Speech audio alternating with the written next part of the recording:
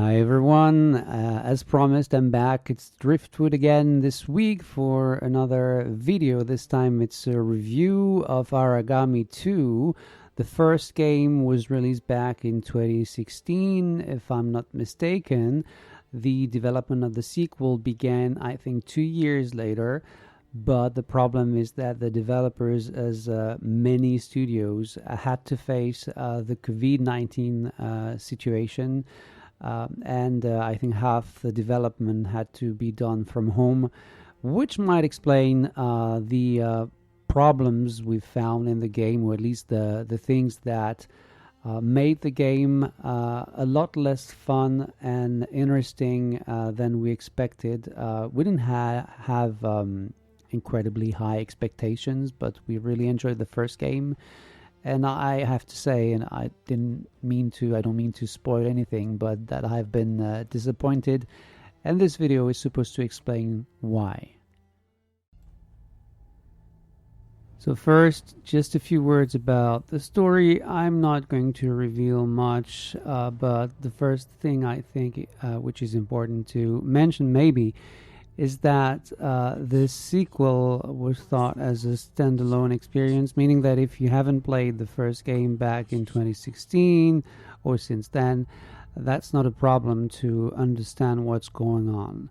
What I should probably remind you is that the Aragami are cursed warriors who have, kind of a problem is that apparently they're controlled by some clans, and they tend to forget little by little who they used to be, so they lose their humanity. And in this second episode, the Aragami decide to gather in a village and to try and end their curse. They want to put an end to the situation they're in.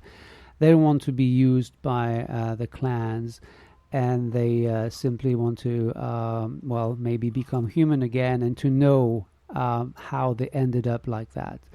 So what I find a bit disappointing is that contrary to the first game where there were cutscenes, I think, in between missions, and I know I'm showing cutscenes now, but there are very few cutscenes in this sequel. Most of the time it's just dialogue where you have the control of the camera, and it's not even voiced, meaning that you have to read, which is a bit of a shame, I would say, as I believe that it would help make you feel more involved in what's going on than what it is. Now, let's be clear. I don't think people will play the game for its story, so it might not be a big deal for everyone. But that was something that felt a bit like a letdown for me. There are a bunch of NPCs you can talk to, very few of them in the village, but again, the backstory we have about them is not deep enough to give you an incentive to actually make connections with them. So it's really about uncovering the mystery around the origin of the Aragami. And well, some people will be okay with that, but I find something was missing to make it more engaging. But let's talk gameplay now. I think it's the main attraction here, as it was in the first game. Aragami 2 is just like the first episode, a game heavily focused on stealth, as you can see, and traversal movements are great. It's really a highlight in the game and hasn't changed. They have made some modifications as to the constraints you had to deal with in the first game, where you were obliged to be in the shadows to actually use your powers. It's not the case anymore, and I don't know if it's a good idea, but it gives you more freedom and more possible approaches to the different situations. Now, that being said, the game is structured in a very simple way, as you have missions that I'll be talking about in just a bit, but you also have in between missions a time when you spend in the village that you can see here. The Aragami village is a place where you come back to go to the dojo and to acquire new skills that you're going to be able to purchase with the XP points or the skill points, whatever they call them in the game, that you gain when gaining new levels, basically. And the different powers, they're not game changing in a way, but they add new funny ways to deal with the situations, like summoning some sort of shadow dragon, shadow snake that actually comes out of the ground and kills the target you wanted to get rid of. And it's it actually looks pretty cool. And in general, gameplay, like I said, is pretty cool.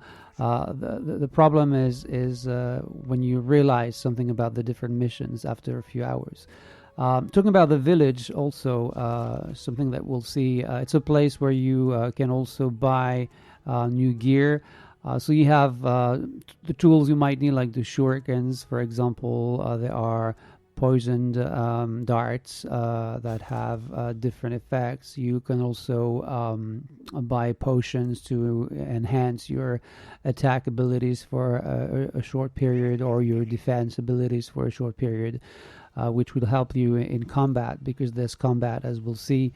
And you can also buy outfits, which do not add anything. I mean, it's not like you're going to be more aggressive or more resistant with an outfit. It's really cosmetic, but they look pretty cool overall. I think it's something that they have nailed, the design, the character design.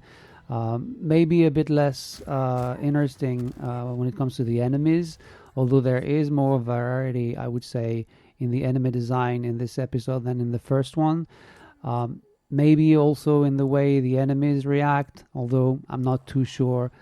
You have the guards on patrol that you can lure to your position. You have those with magic powers. They're not archers anymore, but they throw fireballs at you, and they will not react well if you try to use your power to lure them to the high grass you're hiding in, and they actually throw the balls in your direction. Just in case. You have the guards who will say that they cannot leave their post, even though they start chasing you, but then they realize, oh no, I can't leave my post, which I think is a bit funny. I mean, I probably intended, if not, I really had a good laugh hearing them say that a bunch of times. The time you spend in the village, back to the village, as it's what you can see now.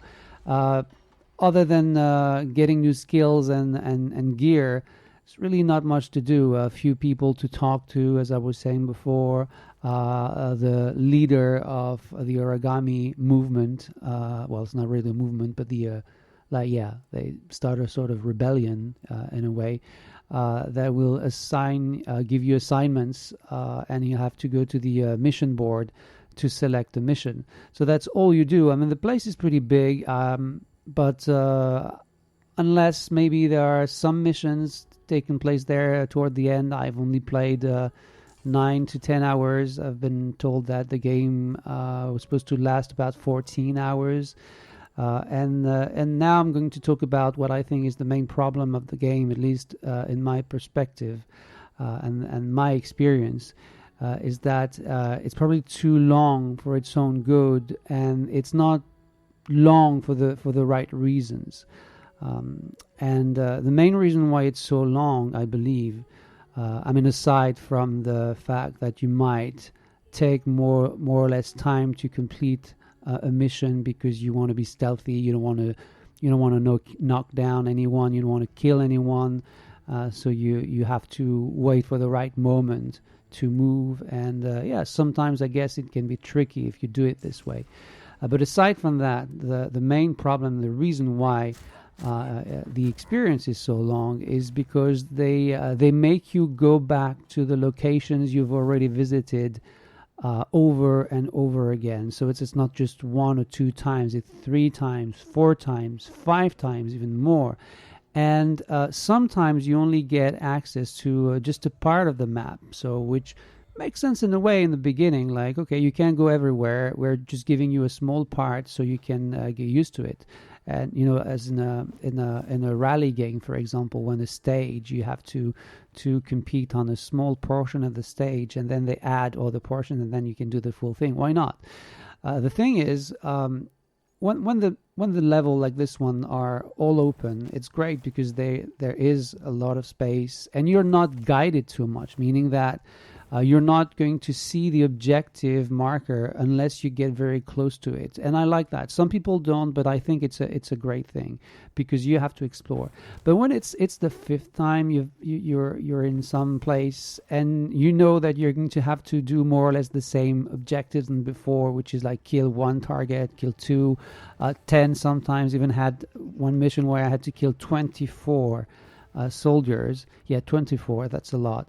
And or find some intel, meet an informant. I mean, basically you do the same things over and over again in the same places, and it gets old pretty easily, I would say. And the fact that the game is not very challenging, at least in my book, well, makes it less interesting than it should be, despite the fact, and again, that's something I want to highlight, that the traversal movements and the traversal aspect and the combat and the stealth kills and everything. I mean, everything is very polished. I mean, there are a few bugs here and there, sometimes collisions, hit detection not so well, I guess. But, overall, it works very well. Problem is, if you're anything like me, you're not going to be very happy going back to those places over and over again, because most of the environments, they look very similar in a way. They're all set at night. It visually, art is great, and it looks pretty good for a game of that caliber, but it's very similar. So going back to the same places enhances this feeling that you're just doing the same things all the time. And that's why I believe that for me the game might be too long, and that here in this case it should have been more condensed for people to really enjoy the experience, and not people to realize that it gets old pretty quickly. And the new powers, like I said, I mean, they're pretty cool to use. Like, you're going to see the snake dragon thing I was talking about before. They're cool, but they don't change much to the way you approach the situations, because you're free to do anything you want, and you don't have constraints. You're not obliged not to kill anyone or not to touch anything. These are things you do if you want to have a different rank. And I think, at least for me, it's a bit of a shame, and that makes the game, I wouldn't say boring, but in the end, it's not so fun.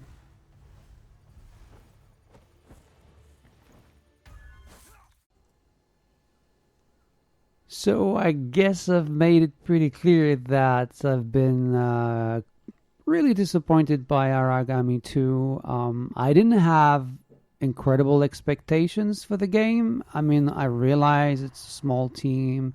It's an indie game, after all.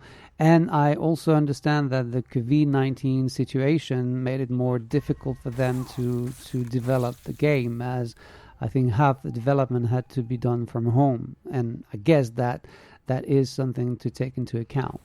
That being said, I do believe that the choice they made to have you played missions, or let's say the missions you have to play in the same location multiple times, as a way to give you something, to give content, was probably not the best idea. But because if you're anything like me, and I've said that before, it's going to get old too soon, and it's a shame because I don't remember feeling this way about the first game. So maybe I was more lenient. Maybe I just forgot how I felt. I mean, it's been quite a few years now, but I think that you're making it a much shorter experience with maybe locations where you could go to 2 times, or one time you would have to do it one time, but once, and then you could do side missions, optional side missions, to go back there and to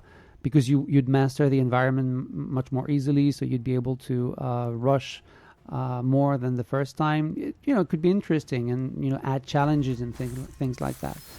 But yeah, because you always end up playing in the same way. You keep the higher grounds, you stay on the rooftops, you stay in the high grass, and you get rid of the enemies. You either knock them down or you take them down, which is the easiest way to get around in this game. Now, obviously, if you want to add a challenge, you may want to decide not to touch anyone. And it's something you can do, I guess, but it's never something the game requires you to do. I didn't say anything about combat because it's not the main thing here, but the combat system is workable. I mean, it's you can block, but there's stamina. So when you block, you lose stamina. When you dodge, you lose stamina, which means if there are multiple enemies, you're probably going to die very, very quickly. But there's also a parry system. If you parry in the right timing, then the enemy loses stamina. And it works well against one or two enemies. But yeah, like I said, there's not enough variety to make the experience as memorable as I would hope it could be. Playing co-op could be fun, I guess. I couldn't play co-op. We only had one code. But it will also probably make the game easier. So I don't know. If you have Game Pass, give it a go. Try and make your own opinion about it. But for me, I'd say that Aragami 2 is not as enjoyable as I expected it to be, based on what I felt playing the first game, and mainly due to design choices or the way the game is structured and the way the missions are built. So that's it for me now. Thanks for watching, and I'll see you very soon.